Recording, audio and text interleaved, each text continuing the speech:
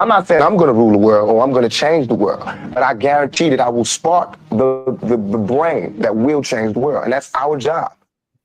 Right.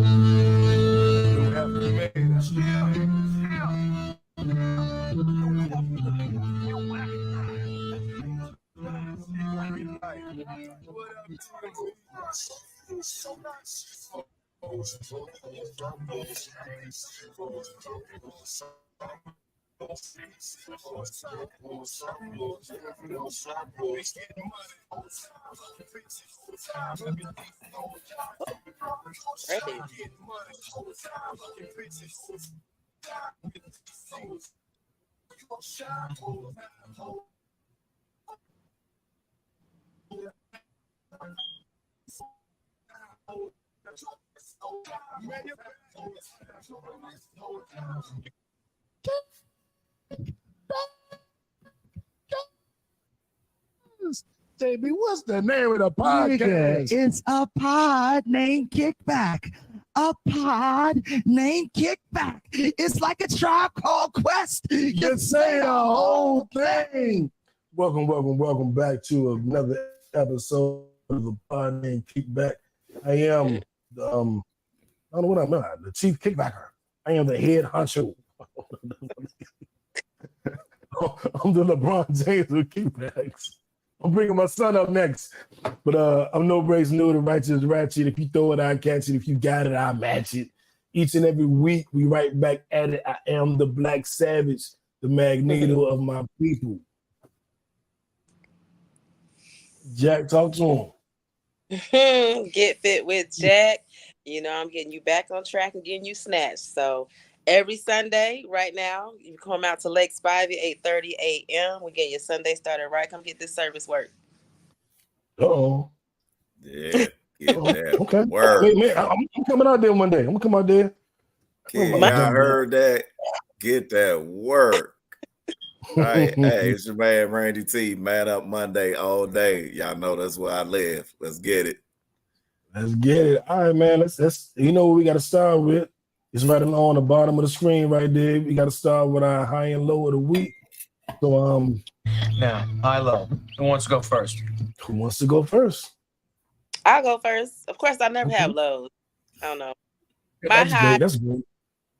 Yes, my high actually was I have two actually. This morning had a great workout. Had a couple people come out. We hit the trail. We did some workouts. We sweated out. It was nice. I mean, we got there about 8:30, got done by 10. It started our day out. We had the rest of our day. Your girl had a chance to take a nap. I feel amazing. So that was one of them. And then one of my clients has lost 10 pounds. He's feeling good. His confidence has risen. Outfits and shit. So I'm very proud. So we keep, I didn't hit your girl up because we ain't playing around here. Indeed. Okay. Indeed. Ain't mad at that at all. Randy? Right. Hey, look, I had something that I was gonna do, but yesterday my man, if he hitting his joint, man, MJ, he shared something with me, man, and it instantly went to my new high of the week, right? And he out on a retreat doing some real man up stuff in a real beautiful place, you know what I'm saying? Like really like getting some things in order and stuff. And he showed, you know what I mean? He hit me up live and showed me he in a beautiful place, you know what I'm saying? With like, if you really trying to retrace your steps, rewind, you know what I mean? Refresh, refuel, you know what I mean? And come back charged, like this is how you do it. Right. And hey, man, he called and shared that moment with me, and it was beautiful. That was my highlight, because us as men, that's a man up moment. We ain't scared to share that with each other. Right. That's what we doing. And you give you that's energy what it was. Too. Yeah. Thank you, Clarissa. Hey, I like the new color scheme. This is popping on the screen now. Right. There she is. Thank you. Hey, Caressa, I told him she in the house. Yeah. So my high of the week was looking back at, this is the last week of the first half of the year. And looking back at where I started in January to where I am right now going into July, I feel amazing about. I feel like I'm gonna play this Jeezy song, Jeezy and JT later on in the podcast, but that's how I feel right. I feel like Jeezy right now. And it's a great feeling. My low is like the last 3 days, like Friday, Saturday, and Sunday, I kind of took my foot off the gas a little bit. And I'm gonna be working. As soon as we get off this podcast, I'm going back to it. But that would be my low. Was like, damn, how you had this amazing, and then you get to the last day, and you just So I still got some time. But that's my high low. Overall, it's a high. I don't take that as oh, you took some time out for yourself. Sometimes you gotta rest. That's not a bad thing. Oh, well, there you go. Clarissa said I'm a blur. I am a blur because I move fast. A lot of women say that, oh my God, it just came through and it was a blur. And it just, things happen, Clarissa, things happen. But I do have my background, like the podcast logo in the background. I don't know if that's what you're talking about. But if you can't see my beautiful face, that is a travesty. Oh my God. You gotta do something to fix that, y'all. Jesus. But having said that, I think we're all in a pretty good space, and I do want to give it up for that. Yes. I love it. Love the beautiful energy. Yeah. Hey, but I gotta add to my high, you know what I mean? That the place I was in a nice place myself. I gotta add back to it before it go. I was in a nice place myself, you know what I'm saying, with some good company, and you know, there it was, and it all just came together. Yeah, because you're cheesing like a mother. Okay, all right. I gotta find a drop for that one. Hold on, where one of my drops at? Hey, Jackie, you see this shit?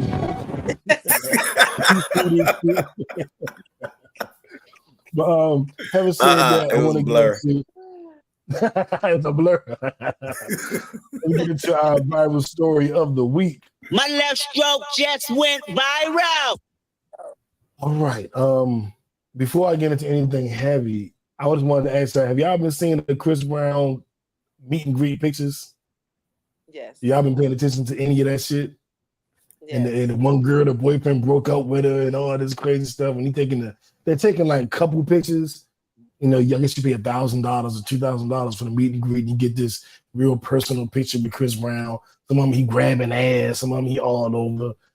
I mean, I want to ask y'all before I give my comment. Randy, how you feeling if your girl do the meet and greet picture with Chris Brown? And it's extra. I mean, I feel like as a man, if you in a relationship, you need to understand the type of woman that you're in a relationship with.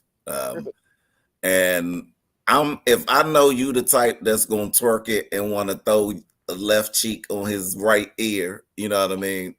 I shouldn't be surprised if you do that at the meet and greet. You know what I mean?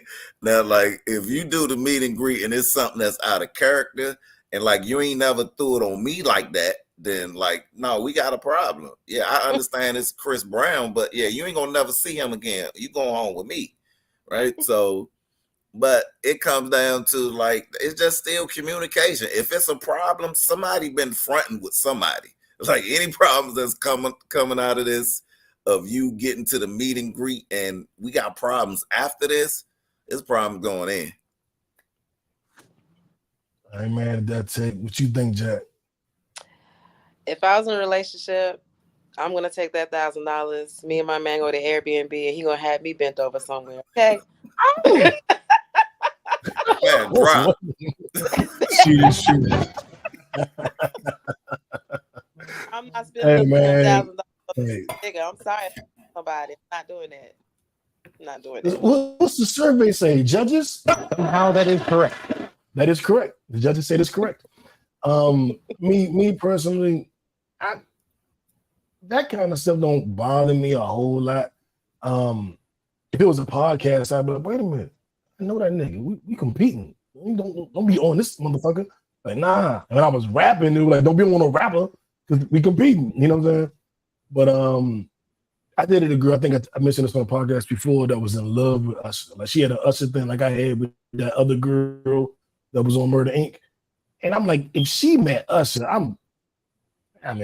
yeah, you know what I'm saying? That's been a 20-year crush. I'm not, wherever he can let you, just go crazy.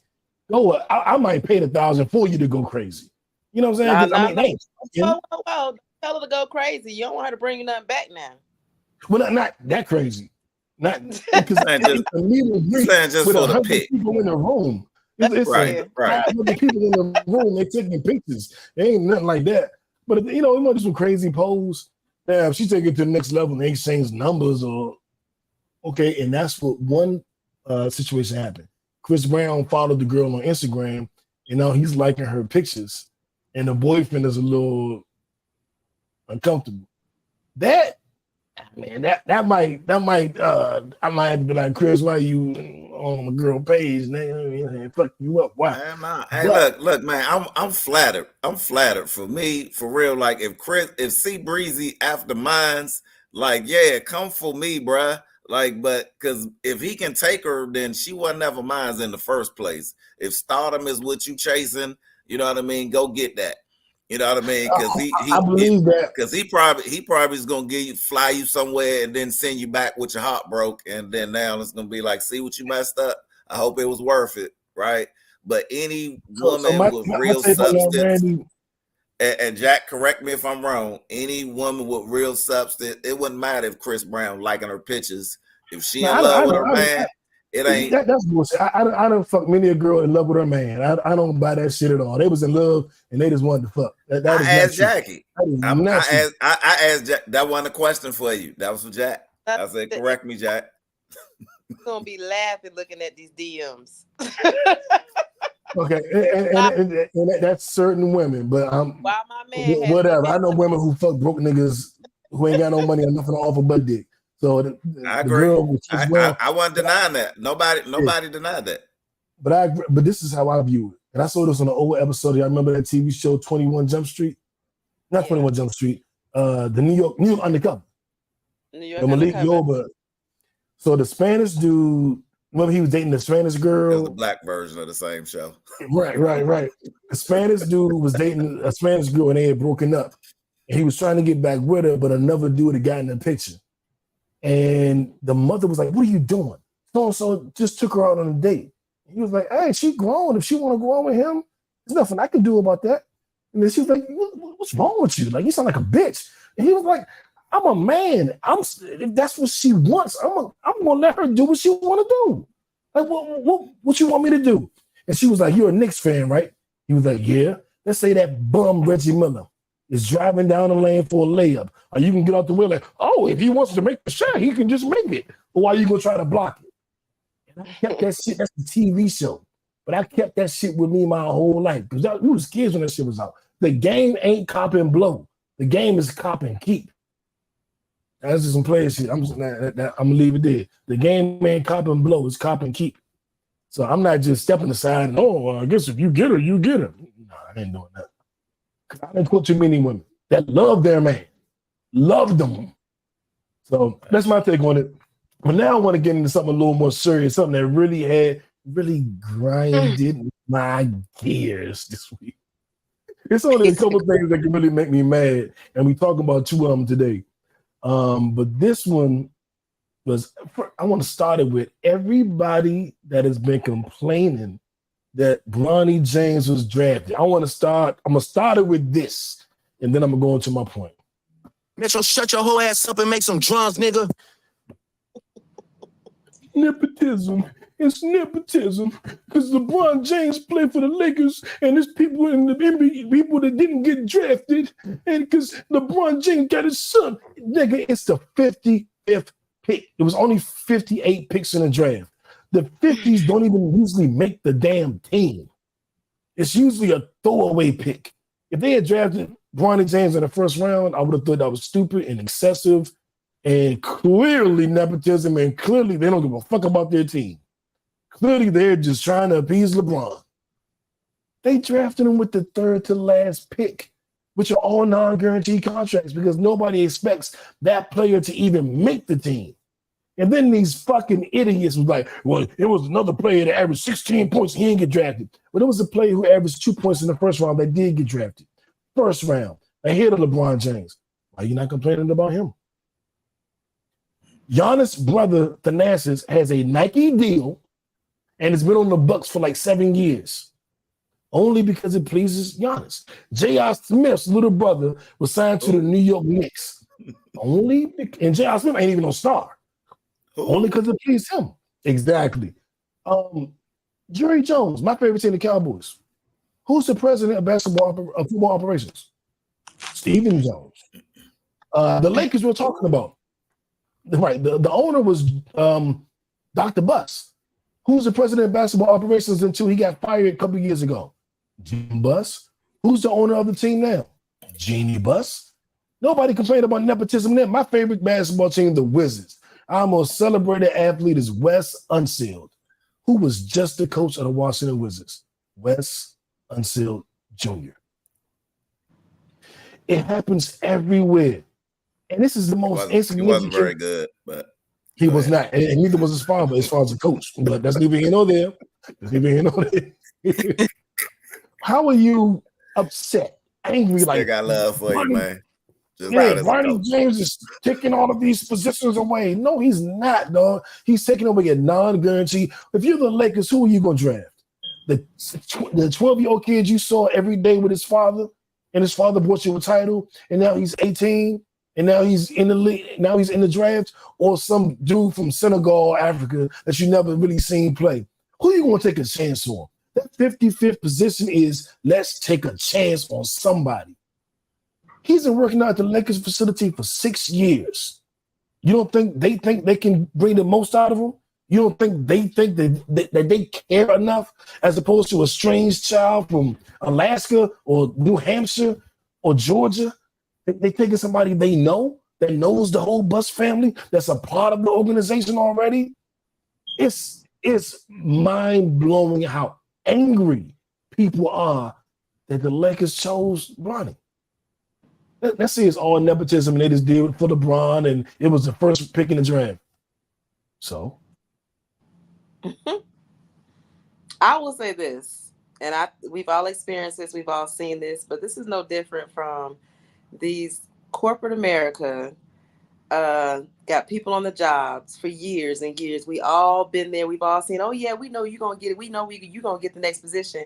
Then here come they child out of high school with no experience, with a whole office, just because the name, and you pass it on to your kids. It's no different. So I don't know why people are complaining about. I actually do think it's a slight difference because Bronny didn't take a position from a more qualified person. If it's the 55th pick, the third pick from the last in the draft, y'all are all bums. Everybody there's a bum. It's not like the superstar lasted, the best player in college lasted to the 55th pick. Everybody down there is a bum. It's like choose your bum. And respectfully to Bronny, because I'm a Bronny fan. I don't care what nobody say. But everybody down there is a bum. You just pick the bum you like. Yeah. Hey, I'm like this at that end of the draft. I don't know enough about X and O's and the way as basketball go to know if this was a great basketball pick, you know what I mean, or for them that wise, like the X and O's drawing it up strategy wise. I don't know that. If I look at his stats, like he wasn't a high scorer at the 1 year that he was at USC. He was he was an average dude. Like, I think it was like 4 points or something like that. And I honestly believe if he had not been LeBron James' son, that he would have to work his way through the G League, which he's still probably gonna have to do anyway. But he does have some talent. But it was two things that happened. I was watching LeBron James' Instagram today, and he talked about how he felt when he saw his son's number 9 be revealed. You know what I mean? Which was a number that like Nick Van Exel, Rajon Rondo, some other players, Lakers won, and how that moment made him feel. And I remember another Instagram post of his when he talked about what it would be like to be able to play with his son. And one of the great mindset coaches, Bob Proctor, always talks about progressive realization.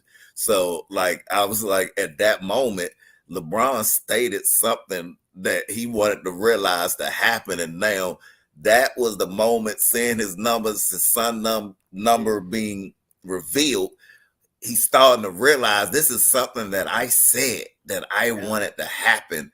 And like, so basketball moves, y'all argue that all day long, but him bringing him in, the chance that's going to happen and what that may happen in that moment for the fan base, for the team. You know, you had some players that were just inspirational for teams way beyond their value. Right, like I think Draymond Green has been one of those. I think like Udonis Haslem has been one of those. And you had some dudes that it's just what they meant. Right, didn't show up in the stats, but like this is something that could ignite the fan base. Right, for somebody who's been good, brought him a ring. So I don't even care about all of that, man. Like, let's see what's happened. Let's go. It's a great moment for Black history. It's gonna be the first time that it's ever done in NBA history, and it's gonna be a Black man and a Black son doing it for the first time ever. And he said he wanted it, right? Ain't no other storyline beyond that, period, for me. Exactly. Well said, Randy. Talk to him. Yeah, for real. So yeah, man, y'all get off Bronny dick, man. For real. That's how I feel.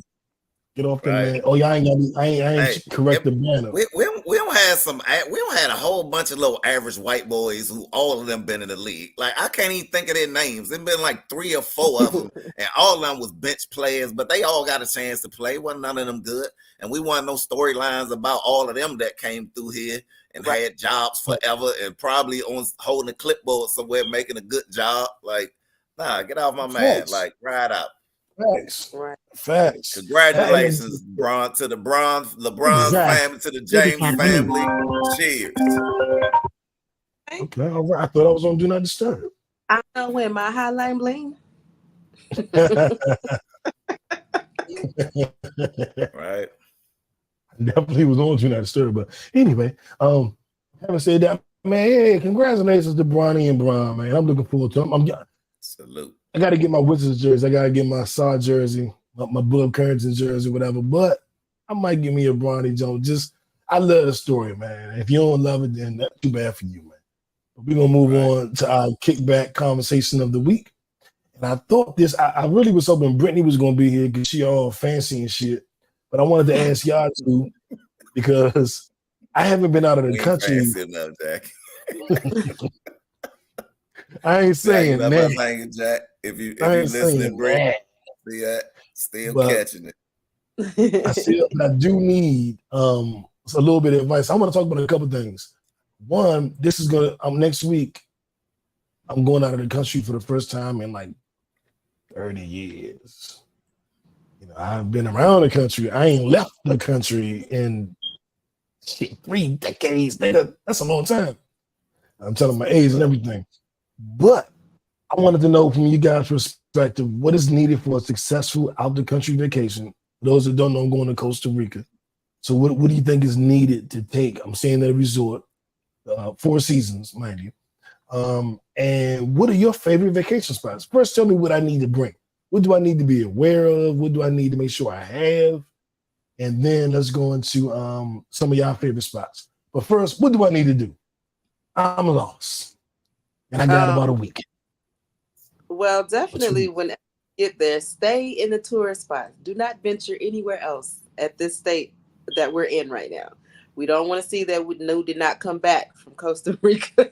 Who was kidnapped by the Costa Rican freakins. I'm a sex slave over there. Hey, wait a minute. I might not want it. Wait a minute. Go ahead, Jack. Go ahead. Who told y'all to rescue me. Right. Damn it. Get out of here. But you definitely want to take wipes, hand sanitizer. You definitely want to take everything to keep yourself clean. When you go to some of these countries, you don't know what they have or if they lacking anything as far as that. So you definitely want to take that for yourself. You definitely want to check your bed. You definitely want to check your mirrors. You definitely want to check on that when you get into your room. But I mean, the best thing that you need to be taking is a sense of peace, serenity, and happiness that everything is going to go well on this trip. You're going to enjoy yourself. You're not going to worry like you are right now. And you're really going to enjoy yourself, and you're going to be able to embrace the moment while you're there. Well said. Indeed. Well, Randy T, give me some game. What I need to do. Right. What I need to do. All right. I'm gonna start you from the bottom to the top. Because I'm a traveler, I'm a world traveler, and I love to travel the world. If y'all don't know, been to 14 countries and counting. Hey, let's planning go. on going, right? On my second passport, right? That's a humble brag. That's by the grace of God, right? Right. What am I dropping? What am I dropping? I believe in conspicuous consumption. Really? If you have it, flaunt it. Really? I was having this conversation with a special friend not too long ago about, like, for me, when I'm going somewhere, one thing that I always want to do, I have an agenda, but it's a loose one, right? Because I still want to make sure that I'm gonna leave some time to freestyle, to do nothing, or to change. And it's always tentative. I might slide something in or slide something out, but one thing happened to me before, and I was just saying this today, that I went somewhere and I came back and somebody was like, "Did you do this? Did you do that? Did you go here? Did you go there?" And I was like, "They do this? They had that? I could have ate that." I was like, "I didn't know they had," and I was pissed, right? And I was like, "That will never, ever, ever happen to me again. That I'm gonna go somewhere and I knew they offered something that I couldn't get nowhere else but in this place, and I did not do it." So I always look for the top 5 things that you have to see anywhere that I go, period. And I might not even see all top 5, you know what I'm saying? Because it might be some stuff, but like, I don't care nothing about that, you know what I'm saying? But I wanted to know that I had the opportunity to not do that, you know what I'm saying? To turn that down, to not know that I could have did that, then you feel bad, right? So I'm going to tell you, always first thing, top 5 things. Make sure you do that. And then after that, if you're a single man, make sure that you are well protected in the size that protects you. You're not guaranteed to be accommodated. And you might run into a situation, you know what I'm saying, that, and you might not be feeling that froggy, you know what I'm saying? I never do. But, do you? Especially you out of the countries, different stuff come over there that you might not even know about, right? So that'd be my number 2, right? And then if on that, the top, if you're a cuisine man like me, the the stuff that you gotta eat, that you gotta try, right? Because I'll be mad about that too. That's what we exchange cultures in 2 ways. I think it's in music and it's in food. It's universal. Right? Nobody don't have to speak the same language or nothing. Like, we can understand that and can't just be in each other's face and don't say a word, right? And we can exchange that and be like, "Oh, that's what y'all do. Oh, this what y'all do," right? And we get that, right? So those be my top 3. You know what I'm saying? If you do those, everything else will fall in place, man.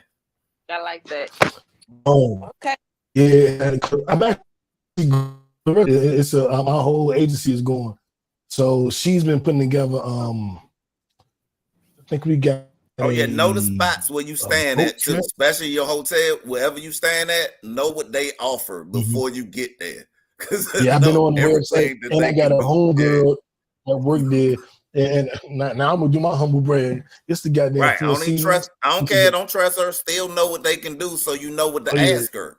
Yeah, exactly. You don't know what to ask her. I've been a Four Seasons groupie for the last 3 months. I've been on that website looking at them. This is the menu. Oh, This is what they do. okay. It's a Four Seasons resort. What does a 5-diamond resort mean? Why is it a diamond instead of a star? What does this mean? It was that. So yeah, and then she was like, "You're gonna love it." She said, "When you pull up, you're gonna feel like you're driving into Jurassic Park, but I promise there's no dinosaurs." I was like, No dinosaurs. "What does that mean? Is it that big? Like what? Like damn." Right. I was like, that wouldn't have been appealing at all right there. I'm on the Yeah, I'm in website Jurassic Googling Park. now. I just take a look at Like, it. I think and a monkey might be in my room. Like, what are you saying? It's beautiful though. I'm gonna send y'all the YouTube video. It is beautiful. It's like it's on some other shit. And I can't wait because I ain't never stayed no shit like this before. So this is stories. Huh? I'll be tuning to your stories on Instagram. Oh hell yeah. Hell yeah. Listen, what we doing again? We got a luau. We got an awards dinner for the agency. We got I think a boat trip, and then we riding ATVs. It's like a bunch of different activities. I might not do every single one, but I know we got Hey, you better do the ATVs and the luau. Better not miss those. Yeah. The luau definitely. They got the ATVs. I don't know if I want to do that over the boat. I got to pick one. Yeah. I think black people in water. We never went to water activities. This ain't Lake Lanier. So I ain't gonna be worried Since about water bands went out of style, we don't care about water activities no more.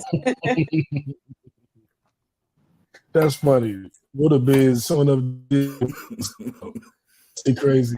But now I want to get into our I hope that helped everybody that's tuned in. I hope you have some ideas of what you want to experience when you go on these trips. And if you have tips or advice from me, inbox me, DM me, respond on YouTube. Let me know what you think if we miss anything. And I know to bring insect repellent and maybe some Neosporin or a Band-Aid or some shit. And sunscreen. If y'all got some tips, y'all know some good stuff you need to do in Costa Rica. Drop them some lines. Hit the bounce pass. Tell them what to do. Hell yeah. Food spots. Send them food spots. Send them some spots to head to that you've been to or that you've experienced that you know he'll like. That's what I was supposed to ask you. Man. He look a cute Costa Rican man. Hey, Carissa, I would have been your +1 if you would have invited me. We could have did it together.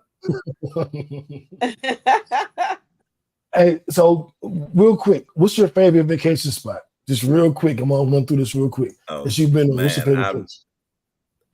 Until something tops it, it's still gonna be France was really good. I had a good time, but it's still Montenegro, man. Montenegro is still one of those places that's still off the beaten path, and it is still one of the best vacations I've ever done. Okay. Look it up. Yeah, if you never heard of it, look Montenegro. Well, where is that? It sounds Jamaican. Eastern Europe. Oh. Okay. Eastern Europe, man. It's up the coast of Croatia, Belgrade. Found a place up in there where Jay-Z had did a concert in a place in that country called Belgrade. That's the Montenegro. That's in the Montenegro country. So you know it's something there. If Jay-Z and Beyonce and them been there, you know what I mean. You know it's money there for one, because they ain't going nowhere with no poor people at, because they got to be able to afford the tickets, right? Even in a foreign country. So but yeah, that's one of Montenegro. They thought you was Randy Z out there. They're like, that's Randy Z. Oh man, I was at one place, man. They thought I was Michael Jordan for like a week, for like 2 days, and I went with it. I was signing autographs and everything. Yeah, if y'all put, it's like 100% not lying. Taking pictures, posing with people. I went to Ireland, Dundalk and Dublin, Ireland, as a kid, and I actually performed. So they really was like, and they never really seen black people. So they were just like, I want to touch your arm. Yeah, right. What are you made of? That's how I got that too. I got that too. It was some of the first black people to ever lay eyes on it. I was the first black person they ever lay eyes on in life. but it We was was beautiful. performing It at school. wasn't prejudice. It wasn't no prejudice or like Hell no, it was hell no. just like, wow, I want to meet you. I want to talk to you. Want to like, yeah, like Duke said, want to touch you. I had some of that too. I just want to feel your head. Right. Yeah, but the Yeah, wildest you know, I part, got a I little was ways, so mine's kind of all right. So I was still a I kid. don't, but have y'all seen those videos where I think they're either Asian descent, where they're like clinging onto the black men, like the black men are they like legs wrapped around them, like won't let them go. Y'all haven't seen those videos? I don't know what I keep seeing. I got Like, some of those in my don't phone. tell but New about that. He gonna fly there tomorrow.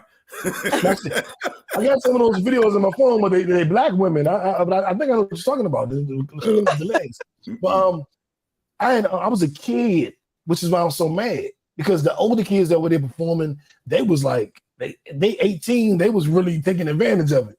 I was right. 12 years old, 11 years old. What was, all I got was a kiss on the cheek and like, y'all, the girls love me. I love it here. You know what I'm saying? But they really had like a little bit more fun. But that's definitely that's definitely what it do, man. Yeah. So having said that, let's Bottom get y'all what the fuck story of the week, man. Yes. I'm not playing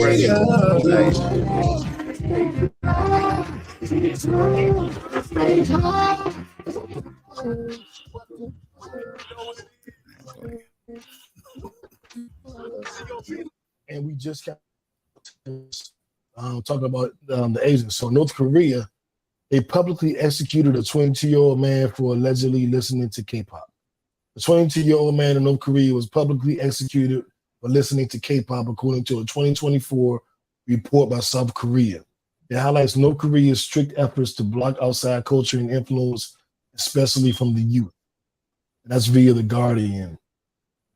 I don't even know what the fuck to say to that. That's why it's literally what the fuck. I know that K-pop is like the pop, like the Asian pop R&B music shit, and they be dancing and all that. But I'm just like, what? Like, yeah, literally, Clarissa, what? Right. Executing people for listening to music. I do understand not wanting outside culture to influence your culture, but I do not understand murdering someone because of it. And I mean, these dictatorships, these socialist countries, the communists, they kind of do what they want to do. It's like living in Virginia, it's Commonwealth. They just do whatever charge they want to give you. You speeding ticket, 10 years in jail. God damn, nigga. But they kind of do what they want.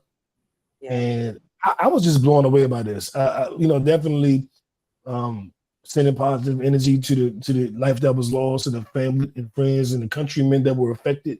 Because I know they had to scare the shit out of everybody. Yeah. So prayers and positive energy to y'all, but like, god damn, that was the last thing I thought I was going to see when I was scrolling social media. Like, what? That's crazy. I don't even know what to say about that, man. And again, condolences, first of all, to all the family and friends and anyone who that directly affected. We definitely want to be sensitive to how they feel about the young man losing his life, right? But one thing that I am never quick to try to judge another culture from the outside looking in. Because I feel like if I live in a society where I can play a song that might get me killed, I'm going to be aware of it. I don't think that I'm going to be born and raised in a place where I don't understand what might get me killed and what can let me live. Again, not being insensitive to anything of the tragedy that occurred. But it is my belief that if I live in that culture, that I understand that. Being mindful, I think back in our culture in DC, to be comparative, like I know if we go back to the 90s, I understand the neighborhoods that if I walk through, like what subject to happen to me if I'm not from that neighborhood, right? You knew what it was like walking through Bury Farms back in the days, or Valley Green, or it's certain neighborhoods that you knew, and we never been about any gang stuff, so it wasn't as easy. I feel like California people have it easy, red, blues, and where y'all got colors at is defined. You know what I mean? I know who you are just by what you wearing. It ain't like that here. Like, you just on the wrong street, and we just know, like, you ain't from here. You know what I mean? And like them, like that just might get you got. You know what I mean? But if that happens in that area, I'm not surprised. And me and my man Nashawn, if he on this joint watching now, we got jumped in Bury Farms before. But guess what? We knew when we was going over there to see some girls, we was taking a chance that if these Bury Farm dudes catch us in their hood, like, they gonna automatically know we ain't from here, and we automatically know the danger that we facing and what's gonna go down if this happened. And it did, and we got it. You know what I mean? It was a good fight. It was like 2 on 10, but we did what we did. Yeah, I definitely get that. Like, you just brought me back to times where I was walking up and down the street with my albums, with my mixtapes, trying to sell my CDs in different neighborhoods. And niggas like, what you doing here? I'm like, I rap. Yeah. They like, right. This motherfucker crazy. You really came in here with your CD? I'm like, yeah, put it on in your car. And they was like, this motherfucker, I gotta play it. This nigga crazy as hell, walking back here with a goddamn CD. Something about I rap. Hey, put this y'all shit rappers on. gotta be brave, but y'all can get passes too, though. And I sold a whole lot. I sold a whole lot. Unless you whack. If you whack, though, you know what I mean? You ain't selling. Hey, you whack. But you better not be whack. If they listen to you, you better not be whack when you give them something. I'm gonna give you the tense. I'll give you to the chorus. You got to the chorus. But we about to mop you up. I do get what you. In fact, I get what you're saying, but at the same time, I think about like eating at a bus counter in America. If you black in the 60s, you could be killed just by eating at the counter. Yeah. Drinking out the white water fountain. That was your life on the line. And we was aware of that danger, though. But we was aware. But you was aware of that danger, though, right? I agree. But how did you feel when Emmett Till was murdered? He was aware of it? Yeah, he was. Absolutely. When his parents sent him there for the cipher, his mom, and she even admitted it in interviews that she knew when he sent them there for the South that he was subject to danger, from more danger from where he lived to where he was going, because it was more prejudice there. But we all know there's danger. Like that's life. I'm saying, how did you feel about it? I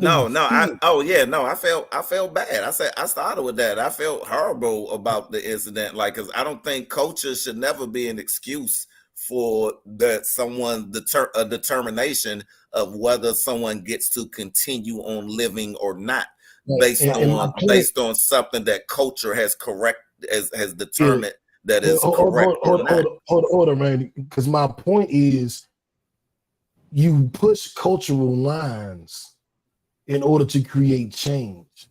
So when Rosa Parks didn't get up out of that seat, it was a chance she could have been killed, but she was pushing the line. When this young man played the music, we both think it was a chance he knew he could be killed, but he was pushing the line. And I think that you need people to push the line to create change. Now, how much do you cry over that? How much do you celebrate their sacrifice? Maybe, but you need people that will take that chance in order to create change. If Rosa Parks stays, that gives up her seat, then maybe we're still riding the back of the bus by someone else's decision, not having the choice to sit in the back or the front. Maybe if I don't even know, Martin Luther King doesn't do that sit-in, maybe we still can't eat at the same counters. It takes somebody to do something quote unquote courageous or heroic to create change. Now, I don't know this young man. I don't know if that's what he did, if he was just listening to music. I don't know. Sometimes it takes that. So I'm curious. I'd be curious to see how this perpetuates going forward. And it touches me a little differently because I remember the story. It's a book called Kaffa Boy. Kaffa means nigga in South African. So instead of calling you a nigga, they would call you a Kaffa. And he told a story about how they would go to every house. Come outside. What do you believe in? You know, I'm Muslim. Come. But all the neighbors are standing outside. What do you believe in? I'm this. Kill them. What do you believe in? I'm Christian. You get to live. What do you believe in? Well, I'm Muslim. Kill them. And they did that in front of the whole neighborhood in several different villages. Like, as an example, you heard what the fuck we said, fall in line. You believe what we say you believe. And when you see that, it's kind of like when the guy stands up and says, well, I'm Hebrew, I don't know, whatever he says, you kind of go, you know you're gonna die, but there's still an appreciation for the sacrifice.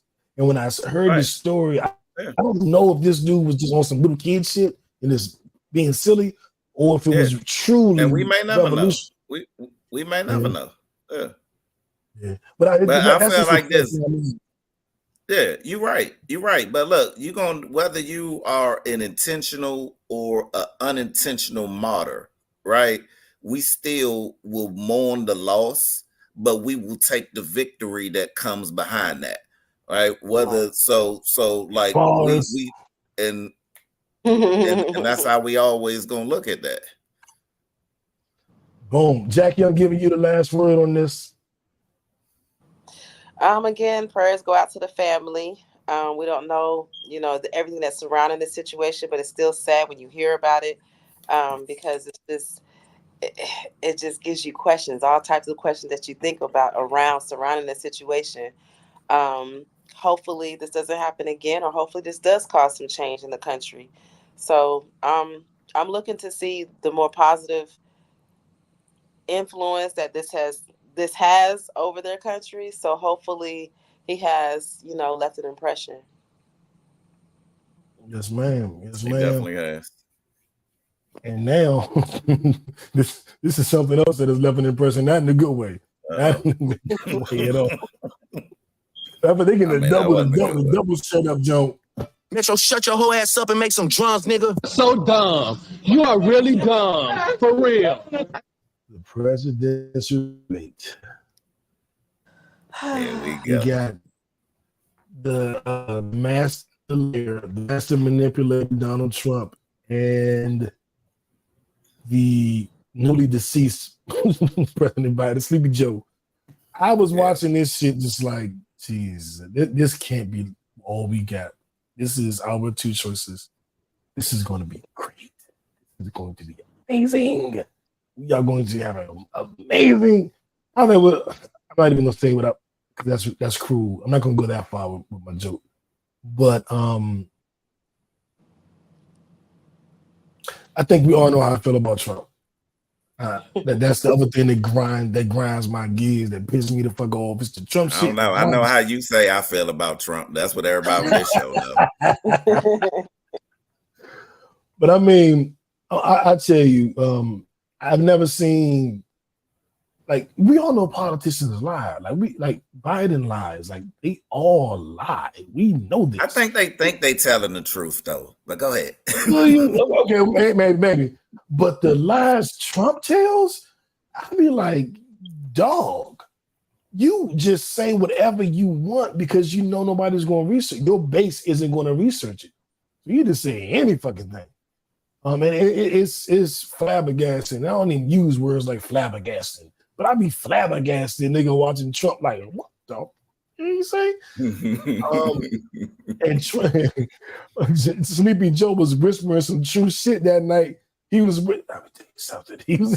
He was whispering some real shit, but he just couldn't get his bars off. When he could formulate his thoughts, he was whispering some good information. Like, you want abortion to be state to state. What if somebody said, let's make civil rights state to state? Like, it does not work that way. I was like, oh, that's good, Joe. But he said it like, speak up, Joe. God damn it, speak up. We can't hear you. At one point, Trump said, I don't even know if he knows what he just said. I was like, oh shit. Fucking Trump is gonna win this election on jokes. He's gonna win this election on roasting Biden. Oh my God. But it was it's always entertaining. If Trump is involved, I will admit it's going to be a show. It usually I'm laughing and I'm mad because he had some slick shit he got away with and he got a point for, and I know but nobody really is paying attention to the facts. I'm just like, oh motherfucker. But it was not a good showing, man. And I don't know. Well, let me not even say, well, what do you guys think about the showing? The part I know I was the only one that think that watched the whole thing. But from what you saw, what are your thoughts? And then I want to know what you think we should do next. But what are your thoughts on what you've seen of this debate and where this election lies now? I didn't watch it. I was more interested in something else, but Lucky I knew you. it was gonna be entertaining. I knew it was going to be entertaining. That's the world we live in now. People like to be entertained, whether somebody is right or wrong for this country. I really don't think that's a big priority for people. I think it's more of being entertained. It was comical to me. It was comical to me. It's almost like they was like Drake and Kendrick just go song for song. So I mean, it's entertaining. It is what it is. We've been here before, so I'm just sitting back and have my popcorn, and we'll see what happens. We'll see what happens. But if they allow a convicted felon to be president, a lot of laws are going to have to be changed. Should be. Theoretically, but they'll change it just for him and still make all of us suffer. But Randy T. All right. I did watch Well, come on here supporting Trump. I'm gonna say this. First of all, like nobody won the debate. The American people lost. If we ask who won the debate, I say no. The American people were the losers. This whole debate, it was style versus substance. And Aaron Rodgers said this some years ago when the team started out like 0-3, and he said, "Everybody relax." That's how debates start. Like, and the last time that they came, the first debate, it was the same way. They was like, "Oh, he came out with Sleepy Joe and low energy," and then the next one he came out and they was like, "See, he's good, right? Nothing's wrong with him." So, Jack is like you said, Jack. We've been here before. I don't put stock into all of these. Debates are only for people who are still like wondering what they're gonna do. Right. That's really what debates for, because people know who they gonna vote for before nothing. Most people, when they hear something in the debate, and as many people who was like, "Oh my God, listen to Joe Biden," who was cringing on every word, they still going to vote for Biden. They going to vote for Sleepy Joe when they get in the booth in November. He is still getting their vote. But where it comes down to it, especially even with the Republicans, you still have your ultra conservative, you have your conservative, then you have your progressives, right? So still there are levels of even within the party. So even within both, neither party was happy with the showing, right? Because for the Democrats, they was like, for us, it weakened their position. That it said like a candidate that we've been running on, that he's strong and has all his faculties, and we don't have to worry about the decisions with him having his finger on the button and his age. Like we kind of like, I don't know, and then for the Republicans, they was like, especially like when he had a slam dunk with abortion and he fumbled it. I was like, man, I felt like I wanted to go back to the Bush moment where the dude in Israel threw his shoe at him. I would have threw my shoe at Joe Biden if I was there. When he missed it, I was like, you had a slam dunk with abortion and you fumbled. But still, moving on. Then we go to the Republican Party, and when like we're looking for Trump, like, okay, you've stood on immigration. You said this is your thing.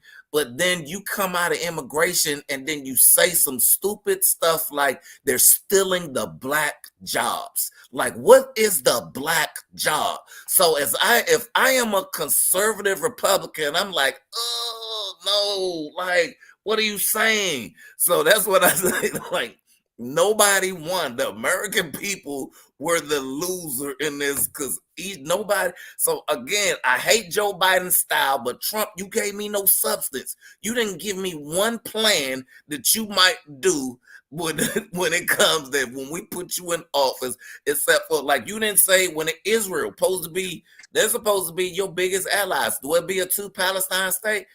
We never got an answer. I don't know. Do you support it? Do you not? Hey, is Putin your boy? Is he not? We don't know. For China, like, can we work this out or we going to war with them? I don't know because you never told me. Right? So it was a terrible, it was terrible. And we as the American people, we are all the worst and we are all losers for watching this. And the worst part about it is it's not going to get any better. These are our candidates. Unless somebody drops dead, these are the candidates. Our choices. It's nothing we can do about it. I will going forward after this election.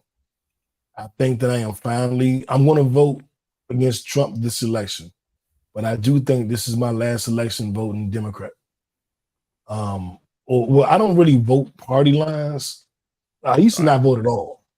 Then when Obama ran, I was like, all right, I'll vote. He black. And then they got me sucked into the thing. Well, if you don't vote, then you can't complain. And I'm like, now I'm thinking like, actually, I can still complain. If I don't vote, actually. Like, fuck you. I can do what I want to do. I'm grown.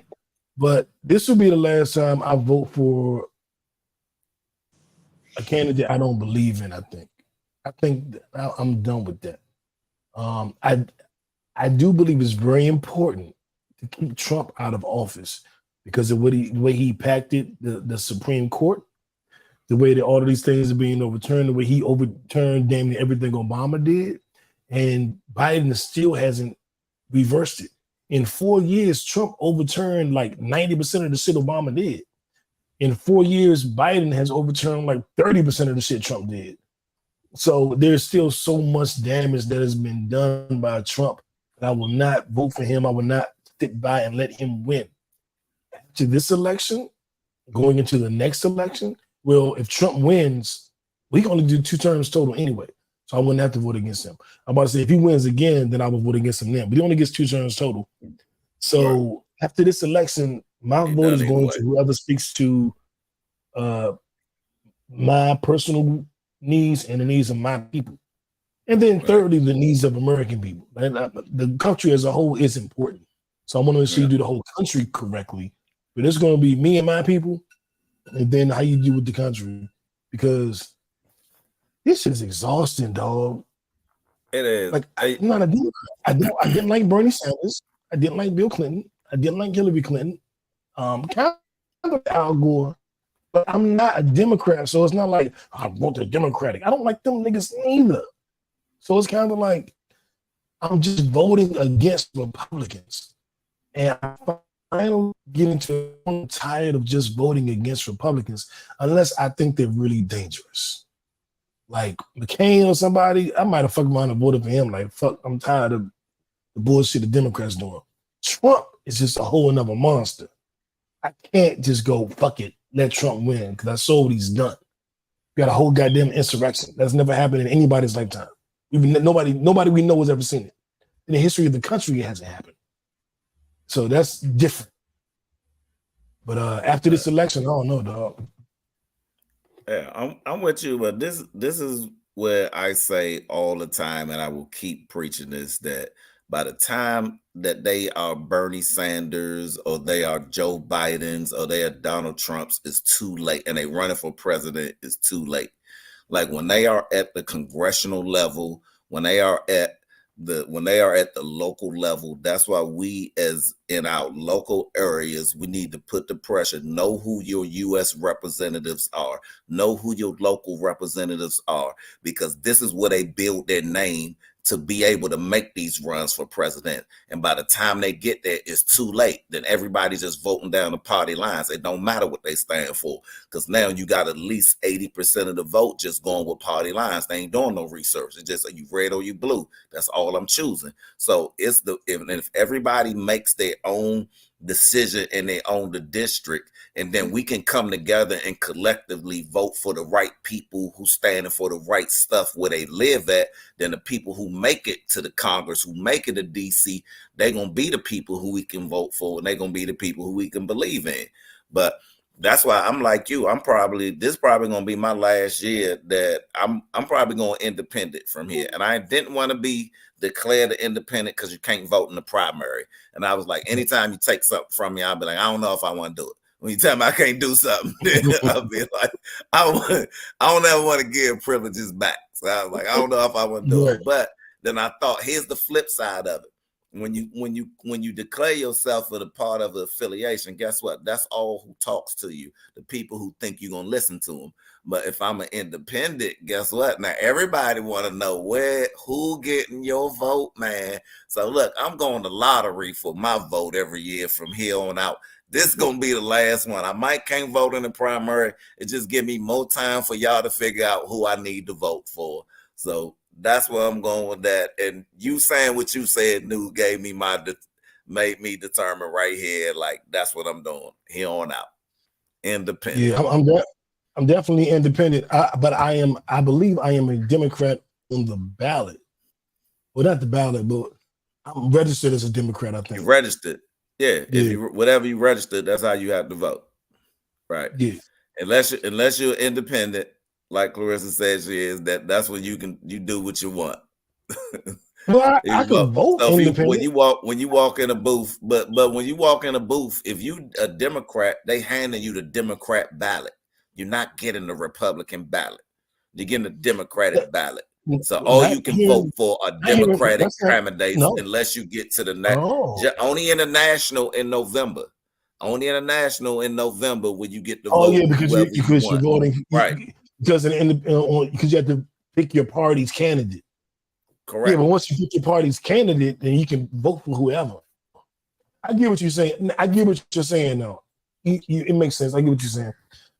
Jackie, again, Queen, you get the last word on this. I'm done. No, I'm doing too much. All right. You're going to vote though, right? Are you voting, Jackie? Okay, good. Exercise your vote. Your vote makes a difference. That's what I'd say. Even if you don't care who you care about, hate who you hate, your vote makes a difference. Go vote. Against Trump. Having said that, if it's sports, if it's fashion, if it's music, if it's hustling, whatever, you're on a marathon, So lawmakers have passed in March a long-awaited tenant protection bill aimed at protesting renters from subpar living conditions, and it also prevents renters, landlords from demanding that you make 3 times the rent. So in Georgia, I think it was the Carlisle. I don't want to say the wrong place and then bash them, and it wasn't them. There are a few housing communities, condos, apartments, where they were price gouging. They were using a software. I think we talked about this a couple of weeks ago, where the software would say, "Okay, the rent here is $1,500, but according to the software that we have tweaked in your favor, it now says $2,100." So now you can charge $2,100 according to this software that you had somebody tweak for you. But in reality, it might have said $1,500, $1,600. And that's how the rent gouging had become so rampant in Georgia, because I think it was 85% of the facilities in Georgia were using the same software that they all presumably knew was gouging the rent prices.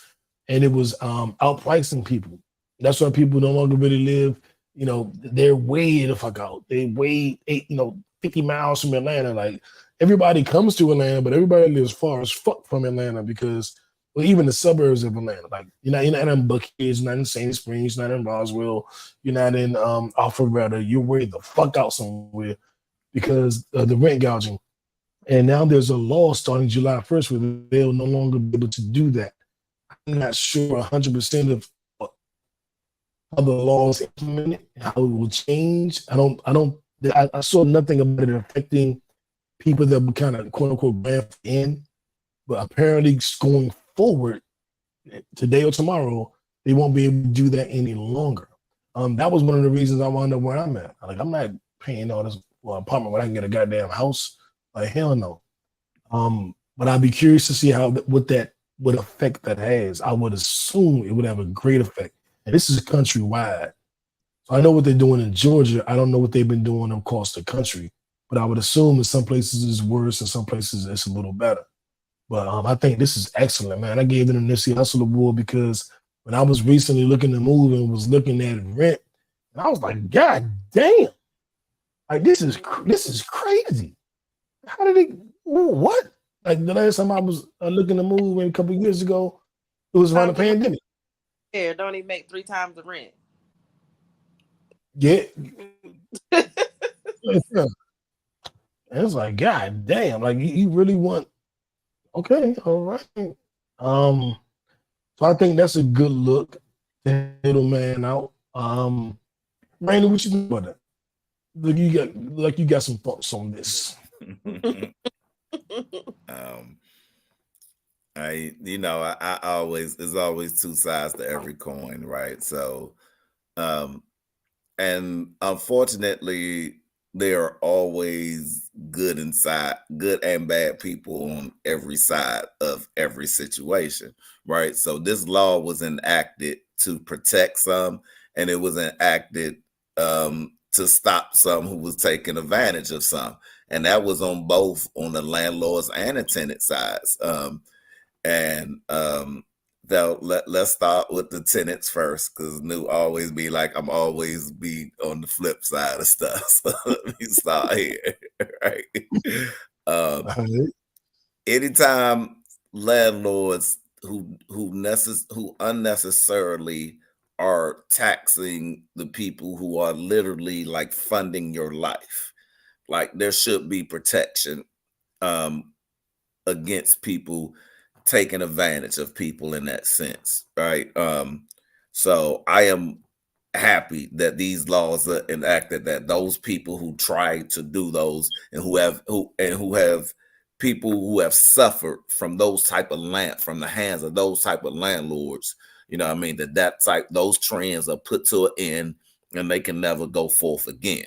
So it is 100% excellent that something is in place.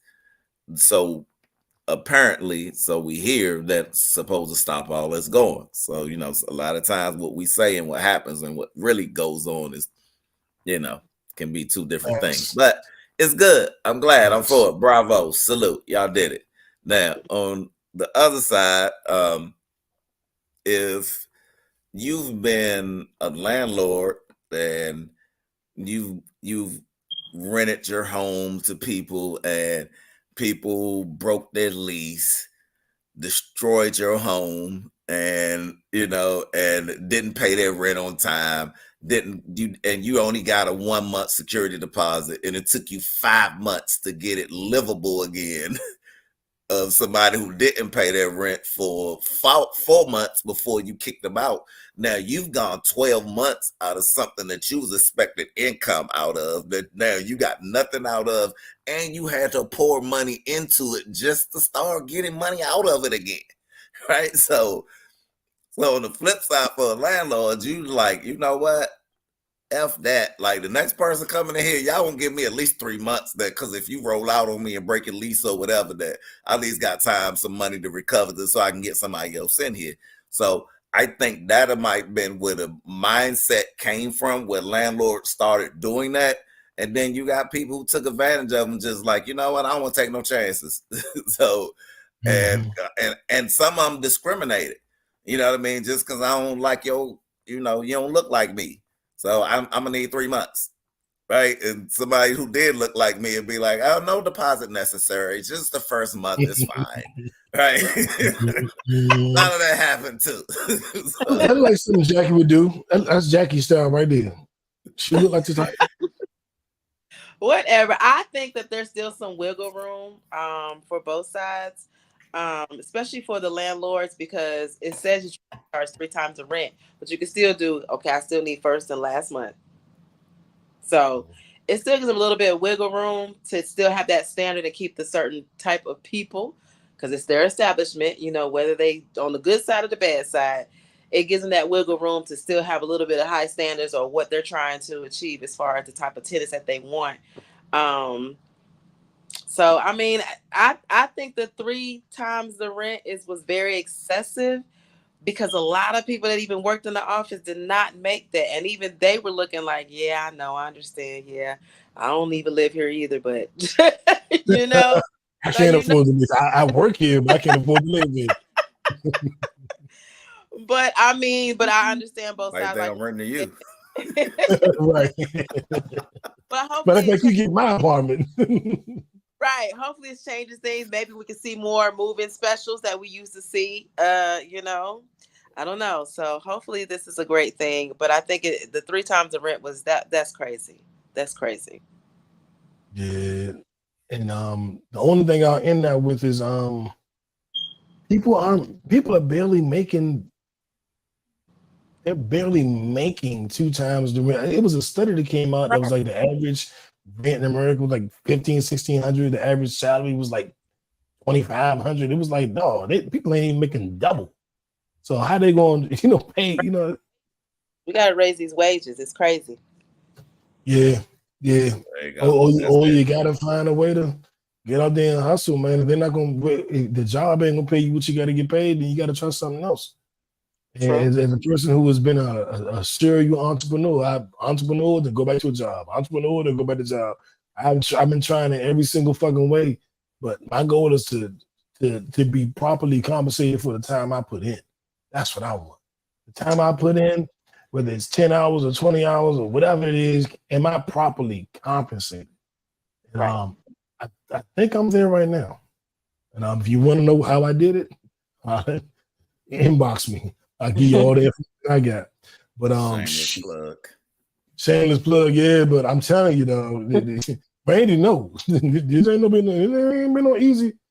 But what's that old poem? Life for me ain't been no crystal stair. I'm like, no. I was just laughing at that because it was, I'm gonna find it. It was a meme online that was like, you'll never know my story. It may look like, I'm about to read it to you if I find it. But it was like, it was real, and I was no breaks. It was like, it was something like, and I was never the real story. Like, I don't fake my lifestyle. I have good days, bad days, broke days, paid days, up days, down days, but every day I keep it going. And then I added a year, no breaks. You know what I'm saying? I bet on some of my lowest days, I look my best, to y'all on social media. And some of my best days, I might look my lowest to y'all. Social media is real, but it's not complete. You don't really get the whole story. People say, man, social media fake. No, it's real. You just don't always get the whole story. You know what I'm saying? People have those good days, they're showing off to you. You just don't necessarily see the bad days. And having said that, we're gonna keep it moving. And then shit. Hey, that's good stuff, man. But look, before you keep it moving, man, you just inspired me to say something I want to share with our viewers, and man.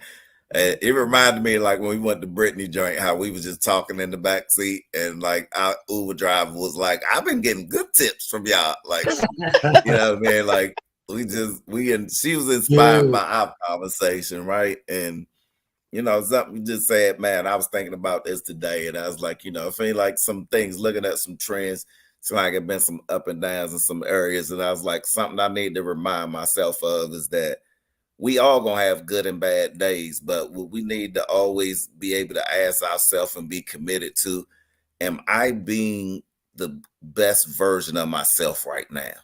Right? And right now, am I committed to being the best that I can be in this moment, whatever this moment might be that you find yourself in? Right? And I think if we need to remind ourselves that whatever it is, whatever that level might be, it might not be at your level. Like your level might be 70 and mine might be 30. But if 30 is the best that I got, right, that I can give, and I can say that I am committed in this moment, that I'm showing up at the best version of me, giving all 30 are going hard in the paint, right?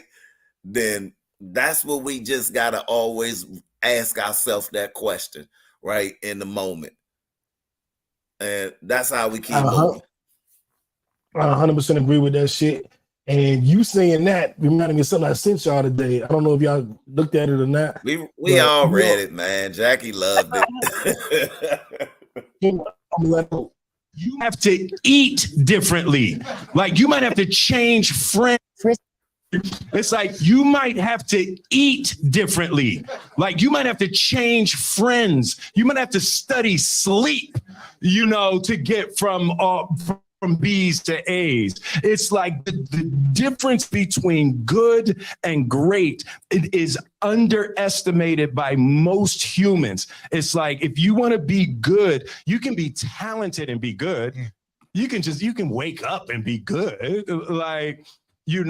But if you good and you just wake up and be good, you're not gonna beat me. You're never gonna beat me if you're not doing 70-hour weeks on your craft, right? And it's like that is such a hard thing to communicate to people, and it's even more difficult when people are talented. When people get a B easy, they think they got it, and it's like, I'm telling you, it's like, it's not easy, but it is really simple to change your life. Very simple. It's so simple, right? It's like, I saw that shit today, and if you watch the podcast, Will Smith, one of my heroes. Like people say he corny, he this and he that. Fuck you, and fuck what you think about him. Will Smith is literally one of my heroes in this game. It's been that way since I was like 9. When I first started wanting to rap, he was one of the first people I tried to mimic my rap style after. When he got into TV shows, I was like, I'm the Fresh Prince of Bel-Air because I let my mother died. I was living in the hood in Mayfair. Randy, remember that shit. And I moved with my aunt who lived in a nicer neighborhood. I was like, I'm the Fresh Prince. I left and moved with my aunt. I moved with my aunt. And I was like, I'm the Fresh Prince. So I always, and the Will Smith book, his audio book is my favorite book of all time. I listen to it weekly. If I'm having a bad day, I'm gonna throw that on. Like that's how much he inspires me. So I saw that quote and I was like, man, and I sent it to y'all because it's like, it's just powerful. And it touched on literally what Randy was saying. But now I'm gonna turn this over to y'all. I'm gonna give y'all my feedback, but I know this is where y'all thrive. This is y'all segment right here. This is our mother freaking Flicks and shit. What does that even mean? What the hell are y'all watching? Well, first, let me ask you this. Jackie, I'm starting with you. The new episode of Ghost. Tariq. You got the Diana's pregnant. I love where this is going. Talk to him. Now, I'm gonna say this. Elements. We have a new element because now you're gonna have the inside challenge and battle that Tariq's gonna have. That his child, rewind it. They don't know what you're talking about. Rewind it. Tell them what's going on. Jackie. Hold on, don't get no beginning. She can't get no spoilers either. It's Sunday. It's Sunday, Monday.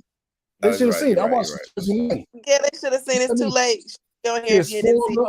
Spoiler alert. I'm just used to telling Jackie to know. We just know Jack. We gotta all. It's just a reflex because she always spoke. Because she always tell us. Always. So I set it up for you, Jack. Tariq realizes that per last episode, Diana was the one that went to Tommy's mother's house and gave his mother's address to Tommy. And he thought it was always not Tasha. Yeah, Tasha. What's her name? No, Monet. Monet. Yeah. It wasn't Monet. It was actually his daughter, Diana. And so he's on a mission to kill Diana. Diana and an old boy, Drew, had set him up to take the blame for everything and almost got him killed. So he's on his mission to kill her. He's looking for her. She runs to the old boyfriend, the little college dude house, kicks with him for a little bit. I'm mad. I'm mad what happened with him. I'm mad. I hate that. I was mad about that. Yeah. Hey, come on, I man. didn't You like gotta his tell us choices. your So point. We're gonna tell us the whole show. I Where we just said I going? was mad about that. They don't know what I'm trying to, because she going straight to the pregnancy. I'm trying to set this thing up. So That's what Tariq I looking for want. Diana. You taking too long. Land the plane. No. Relax. Simmer down. Come on, Sleepy Joe. y'all was already at the plane. Y'all didn't want the plane to take off with me, so I know. I'm gonna be He got quiet. off the plane, went back in the. He went back in You security also don't know. outside the airport. I'm trying to paint this picture, y'all. This is what podcasting is, painting the picture. Clarissa hasn't seen this. She don't know what we're talking about. We got to paint the picture. When we on Sundays, you got to be up to par. The rest of the All right, so I'm not do that to you, Carissa. it's been revealed that Diana is pregnant, and it was allegedly said that he's the father. They argued me down, saying that Tariq isn't the father. It was really the father was the dude that you killed. I told them that if that is the case, is a boring storyline, and I'm not interested in the storyline. The only way this becomes interesting is if Tariq is in fact the father. And I went viral off that. That comment got like 200 likes. It was like, yeah, he right. So now we're here. We don't know if Tariq is the father or if the dead guy is the father, but we know Diana is pregnant. Jackie. What does this mean? I love this storyline because they can definitely go off of this, because he's going to have this internal battle of, he knows he's like his father. He knows what he's gone through with a father like that. So what type of man, what type of father is he going to be? Does he want to raise this child? Does he want to just go off and just be like, look, I'd probably be better off if I'm not in this child's life, because look what my father did to mine. So we've got all these questions of what he's going to be battling with, on top of all the other shit he got to deal with. So this is a huge distraction. And you always know when people in those type of situations that have distractions, it can end up bad. It can end up good. So I'm excited about this. Yeah, and so it should play out, in full. But I heard a rumor that there's another power show coming. It's only Tariq and Tommy. Oh, wait. Before they go there, let me. Can I get mine on that before we before we go to the next level? Yeah. Yeah. Well, be quick. I am. But this is where, for me, her Diana being pregnant is for the show. If we ending the show and it's the little dude who died, then it's cool, show over with, bad, we never coming back. But as a director, if it's Tariq baby, let me set this up for you, which I have not considered. When I saw it, this why this was so excited, why your comment went viral, why it should have. Because now let's take, we talking about first, if it's a boy, it's a third generational ghost. Tariq was second generation. Now we talking about third generation. So he was the better version of the first. Now we talking about a better version of the second.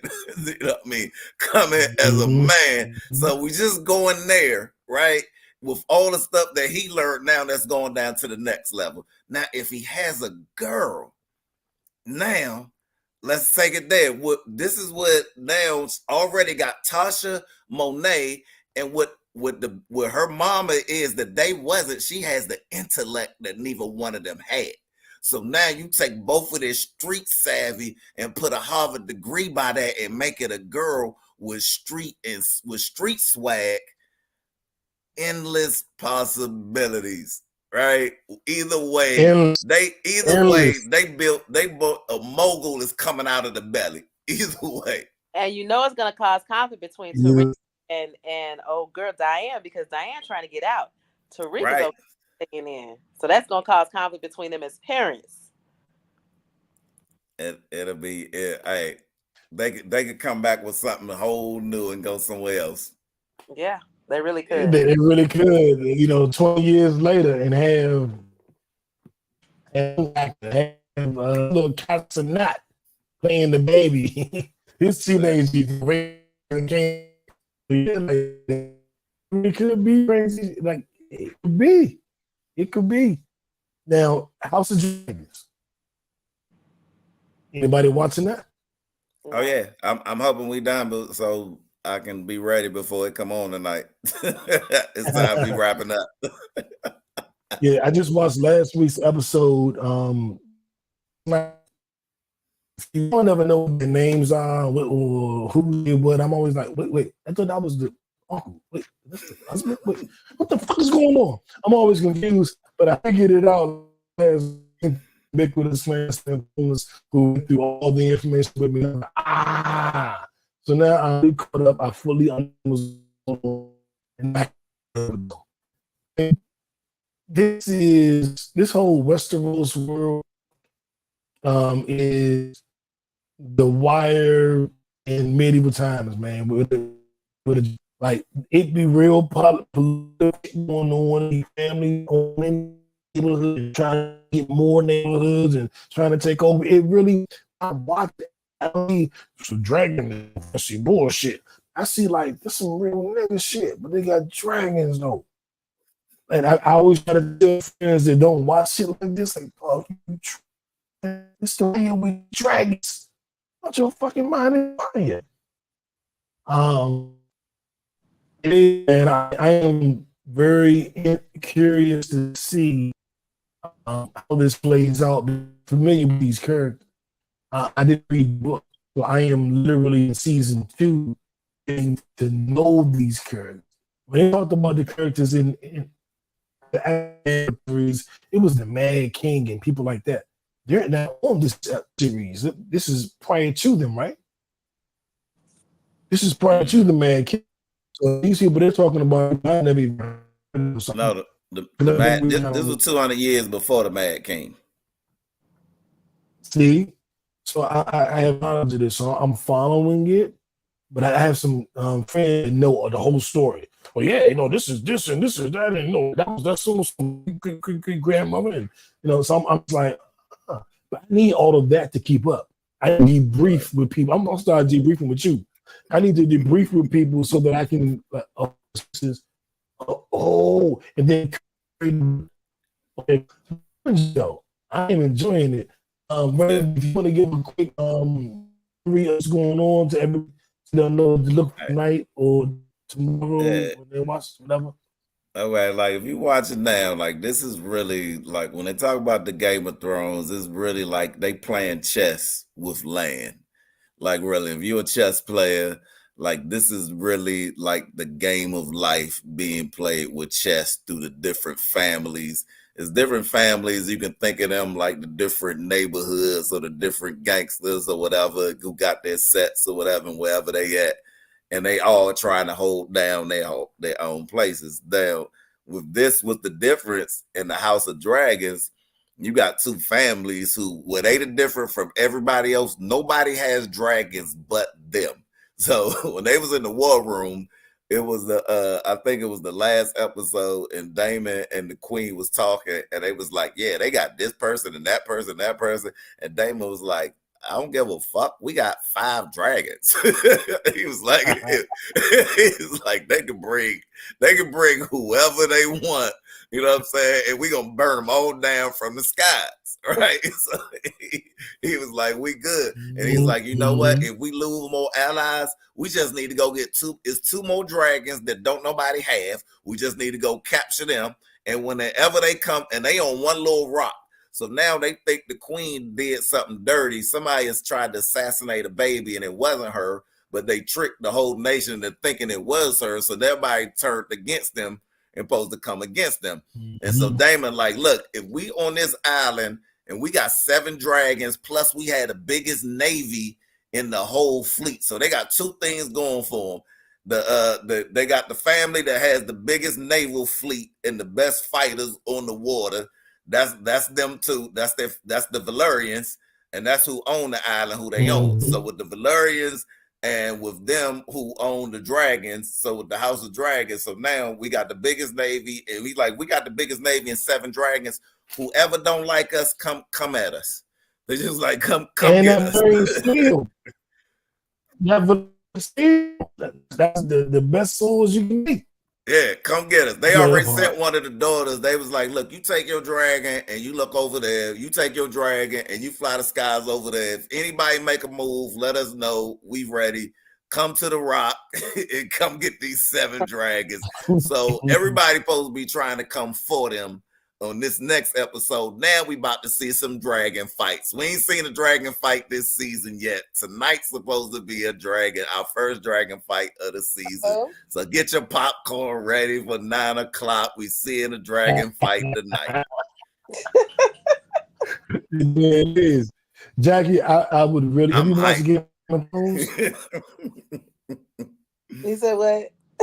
Jackie, have you watched Game of Thrones? No, Jackie said she don't like none of it. Remember, she been saying she tried. She can't get into it. So I'm not watching that. I'm actually watching Baby Reindeer. That's on my list. You gotta tell me more about that. I keep hearing good things about it. So actually, the real person that he actually depicted, because the guy that wrote the story, he plays himself in he did it. So that's him. But the girl that he portrays as being a stalker towards him, she's suing him right now for defamation of character, because she's saying that the only reason why he's putting emphasis on the fact that she's a stalker is because he got raped by a man. Oh. Right. Oh. So, right. But you also get to see how there's something also psychologically wrong with him. And he does, he's very vulnerable and he's very open and transparent about some psychological things that he's dealing with as well, that's got him to where he liked that attention from her when she was supposedly stalking him. So it's crazy. It's crazy, but you definitely got to watch it. It's definitely good. I didn't know it was a true story. Yeah, it's based on a true story, and playing the guy, that's him. Damn. Randy told me to check out Presumed Innocence. Yeah, I haven't checked that out yet. Presumed Innocent is really good. Like it's a deep psychological. But on top of that, I gotta go to the top of my list now, and it's Super Sale. Yes. Because I'm always gonna go for, like, if it's us promoting us, you know what I mean? Like I just love good stuff anyway, whoever is made by it. But I am especially proud when our culture makes something great. I am going to try to throw my support beyond that first, right? Because if we don't support us, who will? And Super Sale is an all-black cast. My man from Lamar, who was on BMF, who was still the first and greatest villain. You can't stop the rain. You can't stop the rain. My man Lamar said, hey, he made me listen to that song different from now on, right? He starred in the joint. And he sounded like Idris Elba in the joint when he started talking. I'm like, wait a minute. I'm like, this ain't You Can't Stop the Rain. Triple OG from BMF sounded like Idris Elba now on this joint, like Cup of Tea Love. Like, for real. They speak better than some of us. They do. But like, look, it's a really good show, man, about us being empowered. It's good black actors, good black cast, great storyline. It's shot it's all in the UK, all UK based, but I like it. Super Sale, Netflix. Add it to your watch list. Super Sale will be my next watch. The next thing I start will be Super Sale. So I might do the episode in tonight. I might not, but I have some in by next week. And then next week will be unless we do a middle of the week show, that'll be our last episode until I get back from Costa Rica. This was like, you taking your equipment to Costa Rica to do the episode? And I was like, no, I'm gonna be Costa Rican. I'm not. Like, Customs keep your keyboard. You be pissed off. Customs be like, you cannot take this back. I ain't taking no chances. Hey, look, you can't negotiate with Customs either. If it go into that can't go back basket, like, you're not getting it back. I paid too much money for this motherfucker. Hell no. But So we gave y'all some good shows to watch. I'm gonna run off quickly. Okay. Not as quick as I thought. I'm gonna do this as quickly as I can. And this is our eargasm segment. I want to talk about music real quick. We all gonna make it real quick because I'm not gonna make me or Randy miss the House of the Thrones and Dragons.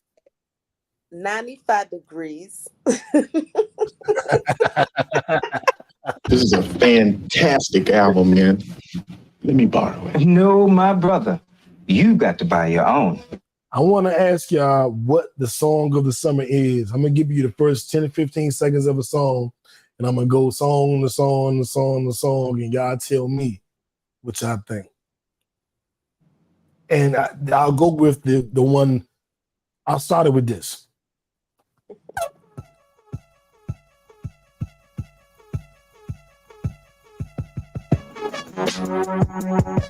Gotta put my joint up with this bitch. Mitchell. Yeah.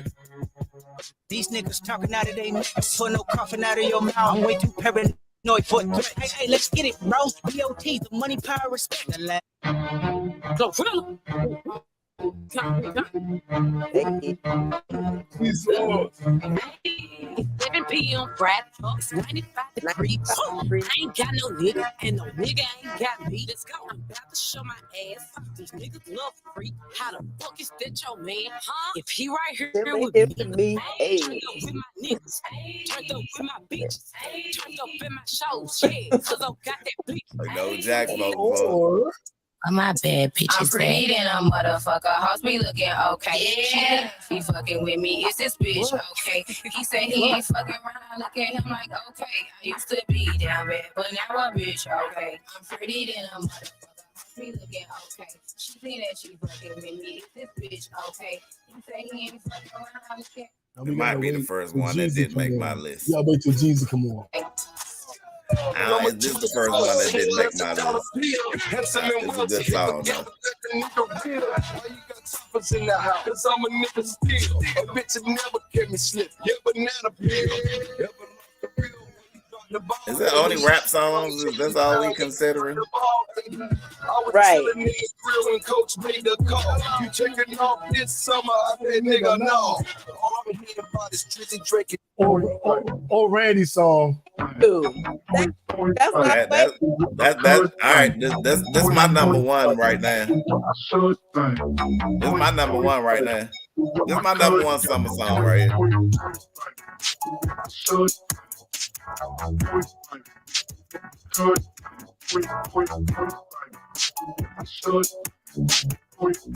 ain't never lost a set.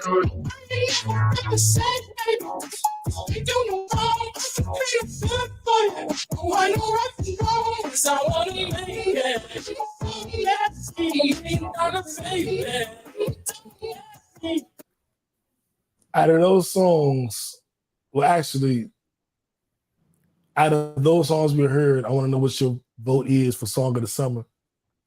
Or man, look, it's only one more I want to add. Or is it? I see the people. No. Hi. Must have 100 Pete, Hope, Deep, both we always gave Kendrick one. Tell a free bro, nail a nigga to the cross. He walk around like Tizo. Hey man, if you gonna add one, man, add Lenny Kravitz. Add Lenny new joint. I mean, it's too many options. I'm finna pass on this body. I'm John Stockton. Beat your ass and hot. Fuck 'em up. I'ma do my stuff. Why you? All right, if I had to add one, it'd be Lenny Kravitz, Stuck in the Middle. That's my song. I didn't think that was a hit. I didn't think nobody else like that but me. Slim, that's a summer jam. That song a whole summer vibe. That song is a whole summer. Like people have not caught on to it yet. But mark my words, before this summer's over with, Stuck in the Middle by Lenny Kravitz is gonna be it's gonna be on everybody's playlist. Like, okay, so y'all know we got a partner in Kickback playlist. I release some Apple Music, I update it every week. And my song from Lenny Kravitz's last album was Stuck in the Middle because it was my favorite song when I played Why it a you couple ain't weeks put it? ago. Why you ain't play it? You Ain't played nobody 5 else. rap songs. Like you should have threw that in Because there. I'm gonna tell you why. I'm gonna tell you why. I go about what the people like. I take the I top got you. songs out of what everybody like Hey, we and say, because this we could be trendsetters. We boom. set Let's the go. trend. Let's go. This gonna be a summer vibe right here. I got this feeling that we were together before this human form. Y'all heard it here first. Our name Kickback. I am Hell here yeah. to let you into my body. I can't let go. You are the reason why I kept on searching. And now That's a beautiful song. Though. They say you was everything I looked for before we got into human form. God. always forever, for worse or for better. I'm here to love you. You are my home, and that's all so clear. Stuck in the middle, stuck in the middle, deep in my heart, and this feeling's oh so real. Stuck in the middle, stuck in the middle, deep in my heart and my soul. All right, you gave enough. You gave enough. I had to do a fade off because they ain't hear the beat. And I cannot You gave enough, man. Jack got a question. Man. Jack got a question. Oh, boom, boom, boom. Jack, do you recommend any supplements pre or post workouts? Definitely. I used to do pre-workout. The only thing that I will tell you about that, it does have niacin in it. If you're familiar with niacin, it's going to make you itch until you get activated with your workout. So just be mindful of that. I do my BCAAs, of course, daily. I always do my protein. I try to get my protein in, whether it be a protein shake or protein through my food, at least 30 minutes after your workout. That's the best thing you can do for post-workout. Protein. Make sure you Yeah. drink your liquids. So the BCAAs, those branched chain amino acids, especially for men, you gotta have those. So before or after should they more effective, Jackie? I actually like to do it during. I drink it in my water, so I like to do it during. Because I like for things to be activated. Like while I'm working out, you're burning calories, so that's just replenishing you as you're working out. So I like to get things just flowing all the way through. So at the same. Go ahead. And that's the BCAAs. I like good BCAAs? BCAA. BCAAs, branched chain amino acids. That's what it stands for. And it's something, especially working out. They important for building those, for breaking down and building back up. I like pre-workouts. Me. Oh yeah, outside of your workouts, I have to. You are taking CMOS. Ashwagandha is very good for men and women, but very good for men. Ashwagandha. You definitely want to take care of that. You also want to do some turmeric because you want to boost your immune system. You don't want to do it when it gets into the cold system. Go ahead and boost your immune system now, so when you get to the cold season, it's already working for you. Yeah, and he asked about creatine. I was gonna add. Yeah, I was gonna ask this too, Jack, because my pre-workout. I have creatine. It's creatine and nitrous oxide in both in my pre-workout. Yeah. Because for me, pre-workout, I just have way better workouts with a pre-workout. Like I'm destroying my workout like with both of those. But if you want to tell them about the benefits of creatine and nitrous oxide. Yes, creatine does have the niacin, and that's what gets you itching. So that's what gets you. It almost gets you ready for working out. It pushes you a little bit further. It gets your body, your blood flowing. It gets your happy dopamines flowing to get you ready for your workout. So a lot of times, like when I first started working out, I needed that to give me a boost because I wasn't, you drag in the morning. You're like, I do want to work out, but you get that in you and you start itching because it really gets you to be like, let me hurry up and get this workout in because this itching is getting on my nerves. So so it really gets you going to start your workout and push through your workout and do a little bit more than what you would normally do. Right. Okay. Yeah. Good I stuff. need some of that stuff because sometimes when I go to work out, I'll be like, I never My thought pre, cause I'm gonna get yeah. some help, get a supplement. Yep. Proper And that's rest. why I work out in the morning, pre-workout. Exactly. It gets your day started. It gets those happy dopamines flowing, going. It makes you feel good. No workout does not drain you. It actually gives you energy. So please don't think that you work out, you're going to be done for the day. No, you're going to be really ready for the day. So you definitely want to get your proper sleep, 6 to 8 hours. Don't cheat yourself. At least get 6, but push for 8 because you will definitely see a difference between 6 hours and 8 hours of sleep. Indeed. Okay, boom. That was you talking directly to me. I hear you clearly. I do want to also let y'all know that Marsha Ambrosius dropped a new album. Maida dropped a new album. Meg Thee Stallion dropped a new album. Bella Gray dropped a new album. Lucky Day dropped a new album. And Kalani dropped a new album. And let's go back to Marsha, please. We go back to Marsha because Marsha that was produced by Dr. Dre. The whole produced album. entirely by Dr. Dre. Yes. Oh, And nice. Marsha's Let me add words, it. not mine. These are Marsha's words, not mine. It's a whole lot of fucking music. Okay. Yes. I made a boost so I can listen to it. But I'm definitely You know what going I'm with saying? Glorilla, y'all. I'm going with TGIF. When you hear that drop, no matter where you at in a car, in a club, lounge, it gets you going. The one liner, everybody knows that 7 p.m. Friday, 95 degrees. We all know that in here in Atlanta because it's been extremely hot. But that she's got a banger. Rihanna co-sign. It's out of It's here. in a Rihanna video. I'm gonna That's tell the you Marsha Ambrosius joint. no, that's a Glorilla. Really? Okay.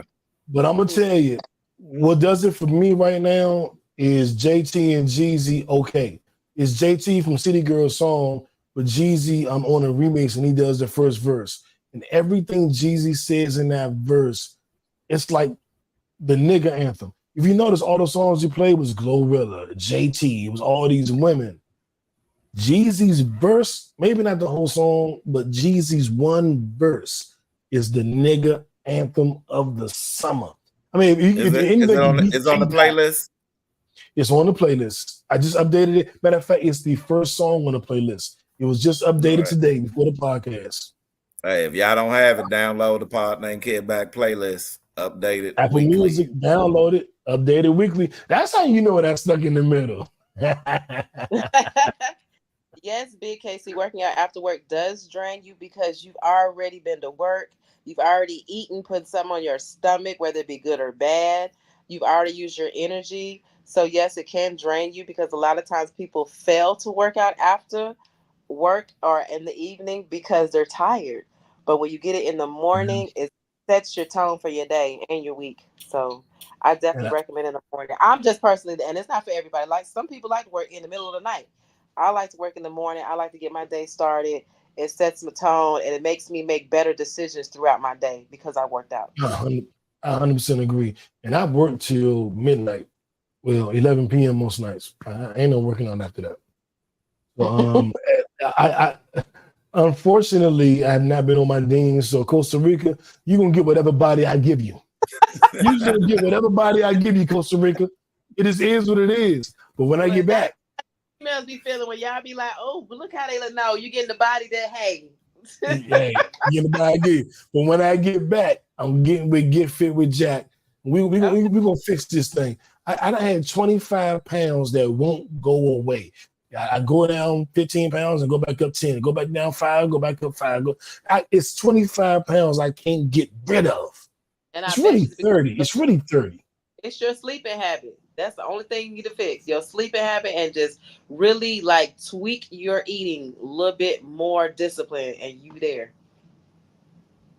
You'll figure it out. Y'all gonna see Christmas.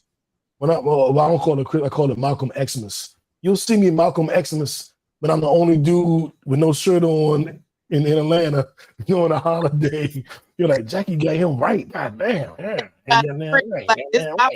Christmas picture. You ain't gonna be the only one. It's gonna be a bald head white man running beside you. Right. Well, I do want to thank y'all, man. I'll say this. We didn't get into sports. The Wizards drafted Alexander Starr with the number 2 pick. Atlanta, where we all live, well, except Randy, but Randy been out here forever. They picked Zachary Richardson with the number 1 pick. The Wizards also selected Bub Carrington from Baltimore with the number 14 pick, point guard, and they selected Keyshawn, can't even remember what his last name is, with the number 24 pick. So the Wizards have a big 3 rookie trio. I'm very excited about that. Y'all know I'm a diehard Wizards fan. It feels these young guys are all tall, they're long, pause, they play defense, and they're the new generation. Them and Bilal Coulibaly and 1 or 2 of our other youngsters. That's the future of our team. And we have a direction. And I'm super excited for having the direction. I can't wait to our summer league games start July 12th. So I'll be watching them right before Costa Rica, going to 14th. And I'm excited to see how these young guys look, man. I'm super, super excited. Bub Carrington from Baltimore, point guard, street ball, just I can't wait. 6'5". Can't wait to see it. Alexander Sarr from 7 foot, 7'5" wingspan, can cross over dribble, can shoot the 3. Is a shot blocking monster. 37-inch vertical at 7 foot tall. He jumping damn near high as Jordan. He's 7 feet tall, dog. The future looks bright. We're gonna be sorry this year, as we should be. But the future looks bright the next 2-3 years. In Atlanta, y'all made some moves too. The Hawks made some moves, so we'll see. They traded DeJounte Murray. We'll see how those moves play out. I always pay attention to Atlanta because I'm here, but I'm a Wizard fan. And I do want to shout out Angel Reese. I was very disappointed when the Mystics did not draft her. We drafted Aaliyah Edwards, who's a fine young woman, but I wanted Angel. And Angel today broke the record for the most double-doubles in a single season, back-to-back, in the history of the WNBA. And all y'all motherfuckers that was telling me, no, you give Aaliyah a chance. She's going to be better than Angel. Is she? Is she? Angel Reese has broke the record for a rookie, sophomore, senior, retired player, most double-doubles consecutively in the history of the WNBA. Is Aaliyah going to be better? Averaging fucking 4 points. Anyway, she averaged the same numbers as Bronny James. But that's neither here nor there. I want to thank y'all for tuning in.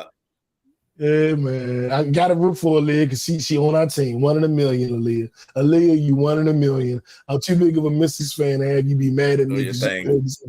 Keep doing your thing, Aaliyah. If you listen to the show, we love you. Yeah, you 1 in a million, baby.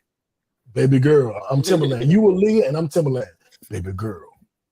First you don't see. And Randy R. Kelly. And having said that, we on our way out. And Jackie Missy. I want to thank y'all for tuning in. It is an absolute pleasure to do this podcast for y'all every week. Every time I see that we're charting in Kenya or New Amsterdam. Love you, Kenya. Denmark. We shouting there, right? Denmark. Every time I see that we are, I'm about to tell y'all right now. Every time I see keep listening, Kenya. We love y'all. Hell yeah, Kenya, love you. New Zealand, Denmark, Australia, United States, of course. Whenever I notice that we're charting in different countries across the world, I just go, there's somebody somewhere that wants to know what we think. They want to know what Jackie thinks about this TV show. They want to know what Randy thinks about this election. They want to know what I think about this new music. They want to know what Brittany thinks about, fashion. They want to know what J. Lou thinks about, the crime and punishment. Like, they want to know what the fuck we think. Yeah. There's people all over the world that tune into us every fucking week.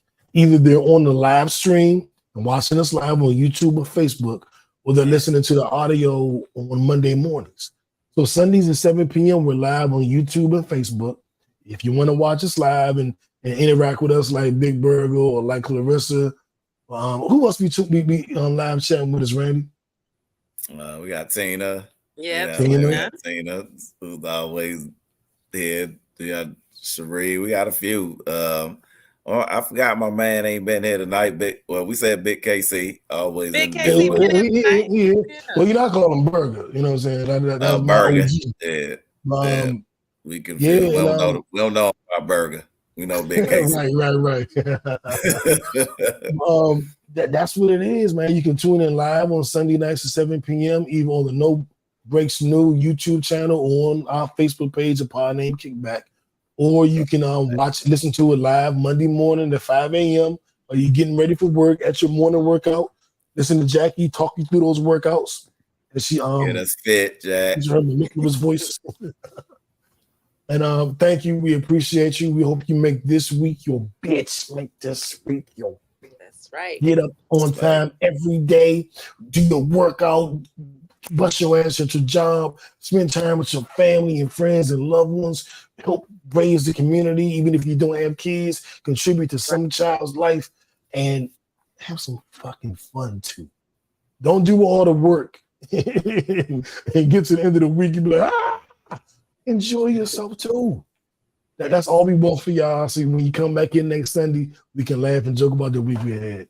And on that note, I want my cars up. Joyful, skip you, reverse you, joyful. The color is green, lime green, like our new little tagline down there. Uno, we out. We out.